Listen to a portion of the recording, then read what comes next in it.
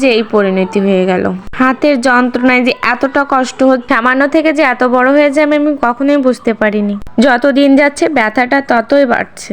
শেষমেশ আমাকে ব্যান্ডেজ করতে হলো। প্রথমে যে কি হয়েছে আমি বুঝতেই পারিনি। সত্যি ভাবছিলাম ছোট একটা কাটা ফুটছে, হয়তো ঠিক হয়ে যাবে। আগে একদিন যে আমি ডক্টর দেখে যাচ্ছি, কিন্তু কোনো লাভ হয়নি। 1 সপ্তাহ পুরো ওষুধ খেয়ে গেছি।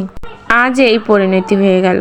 হাতের যন্ত্রণায় যে এতটা কষ্ট হচ্ছে আমি সত্যি থাকতে পারছি না। আর সবকিছু করতে হচ্ছে মনাকে নিয়ে, একা একা রান্না বান্না কে করবে আমার এখানে। হ্যাঁ, তবে আমার স্যার যখন আমার সময় পাচ্ছে থাল ধুয়ে দিচ্ছে, কাজে সাহায্য করছে, কিন্তু সব সময় তো সে আর পাশে থাকে না। সবসময় পাশে থাকলে তারও তো ডিউটি থাকে।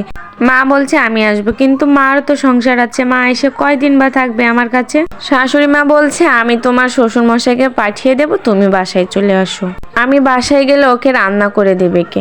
তো আজ আমি এমআই রুমে গেছিলাম। এমআই রুম থেকে ডক্টর দেখে আমি এই বাসায় চলে আসলাম মনাকে নিয়ে। ওকে নিয়ে সারা পথ আসতে হলো। একা একা ওকে নিয়ে খুব কষ্ট হচ্ছে, তবু কি করব।